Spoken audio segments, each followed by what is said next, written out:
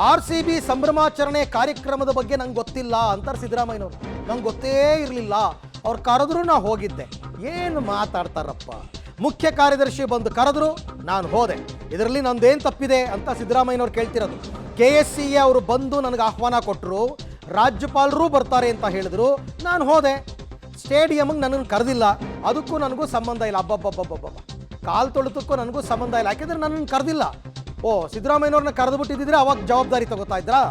ಮೈಸೂರಿನಲ್ಲಿ ಸಿದ್ದರಾಮಯ್ಯನವರು ಎಷ್ಟು ನುಣುಚ್ಕೋತಾ ಇದ್ದಾರೆ ಅಂತಕ್ಕಂಥದ್ದು ಬಹಳ ಬಹಳ ಸ್ಪಷ್ಟವಾಗಿ ಗೊತ್ತಾಗ್ತಾ ಇದೆ. DPR ಸೆಕ್ರೆಟರಿ ಹೇಳಿದ್ದಾರೆ, ನನ್ನ ಕೇಳಿದ್ರು ಚೀಫ್ ಸೆಕ್ರೆಟರಿ, ನನಗೆ ಮಾಡೋಣ ಸರ್ ಅಂತ ಹೇಳಿದ್ರು. ಎಲ್ಲ ಪೊಲೀಸ್ನವರೆಲ್ಲ ಒಪ್ಕೊಂಡಿದ್ದಾರೆ, ಮಾಡೋಣ ಆಯಿತು ಮಾಡಿ ಅಂತ. ಆಮೇಲೆ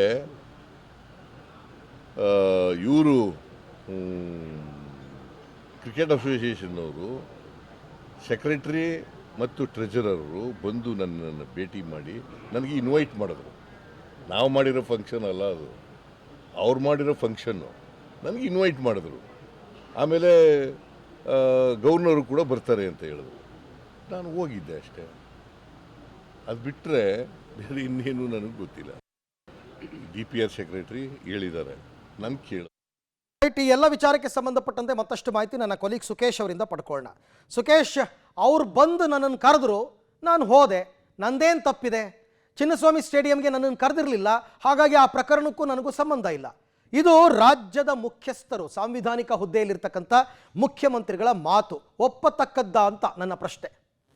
ಖಂಡಿತ ಒಪ್ಪಲಿಕ್ಕೆ ಸಾಧ್ಯ ಇಲ್ಲ. ಯಾಕಂದರೆ ಇಡೀ ಘಟನೆಗೆ ಸಂಪೂರ್ಣವಾಗಿ ಹೊಣೆ ಸರ್ಕಾರದ ಮುಖ್ಯಸ್ಥರು, ಮುಖ್ಯಮಂತ್ರಿಗಳೇ ವ್ಯಾಪ್ತಿಯಲ್ಲಿ ಅಥವಾ ಅಧೀನದಲ್ಲೇ ನಡೆದಂಥ ಈ ಕಾರ್ಯಕ್ರಮದಲ್ಲಿ ನಡೆದಿರುವಂಥ ಘಟನೆ.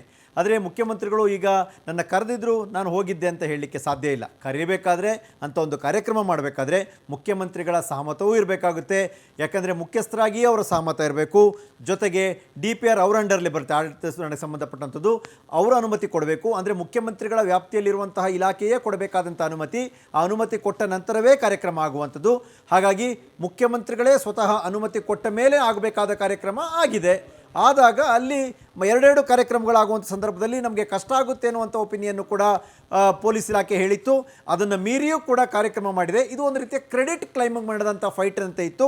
ಕ್ರೆಡಿಟ್ ಕ್ಲೈಮ್ ಮಾಡ್ಬೋದು, ಮಾಸ್ ಫಾಲೋವಿಂಗ್ ಇದೆ, ರಾಷ್ಟ್ರ ಮಟ್ಟದಲ್ಲಿ ಸುದ್ದಿಯಾಗಿರುವಂಥ ವಿಚಾರ, ಅಥವಾ ರಾಷ್ಟ್ರ ಮಟ್ಟದಲ್ಲೂ ಕೂಡ ದೊಡ್ಡ ಮಟ್ಟಿಗಿನ ಫ್ಯಾನ್ ಫಾಲೋವಿಂಗ್ ಇದೆ RCB ತಂಡಕ್ಕೆ.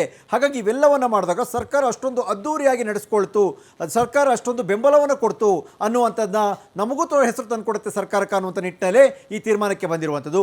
ಈಗ ಕಾರಣಗಳನ್ನು, ಸಬೂಬುಗಳನ್ನು ಹೇಳುವಂಥದ್ದು ಸುಲಭ, ಆದರೆ ಅವತ್ತಿನ ಲೆಕ್ಕಾಚಾರ ಈ ರೀತಿ ಇರಲಿಲ್ಲ. ಇದೇನಾದರೂ ಯಶಸ್ವಿ ಆಗುತ್ತೆ ಅಂದರೆ ಯಶಸ್ವಿ ಆಗುತ್ತೆ, ನಮಗೊಂದು ಕ್ರೆಡಿಟ್ ಬರುತ್ತೆ, ಇಷ್ಟೇ ಲೆಕ್ಕಾಚಾರದಲ್ಲಿ ಇದ್ದಿದ್ದ ಹೊತ್ತು ಈಗ ಅದಕ್ಕೆ ಸಮರ್ಥನೆಗಳು ಅಥವಾ ಬೇರೆ ಬೇರೆ ಕಾರಣಗಳು, ಬೇರೆ ಬೇರೆ ತಪ್ಪಿತಸ್ಥರು ಎಲ್ಲರೂ ಕೂಡ ಸಿಗ್ತಾರೆ ಸರ್ಕಾರದ ಪಾಲಿಗೆ. ಆದರೆ ಅವತ್ತು ನಿರ್ಧಾರ ಕೈಗೊಂಡಿದ್ದು ಸರ್ಕಾರ ಅಂದಮೇಲೆ ಅದರ ಸಂಪೂರ್ಣ ಹೊಣೆ ಮತ್ತು ಜವಾಬ್ದಾರಿ ಸರ್ಕಾರದ್ದೇ ಆಗಿರುತ್ತೆ. Arvind. Right Sukesh, thank you. ತಮ್ಮ ಎಲ್ಲ ಮಾಹಿತಿಗಾಗಿ ಧನ್ಯವಾದ. ಜೊತೆಗೆ ಪೊಲೀಸರು ತಪ್ಪು ಅಂತಾರೆ, ಒಪ್ಕೊಳ್ಳೋಣ.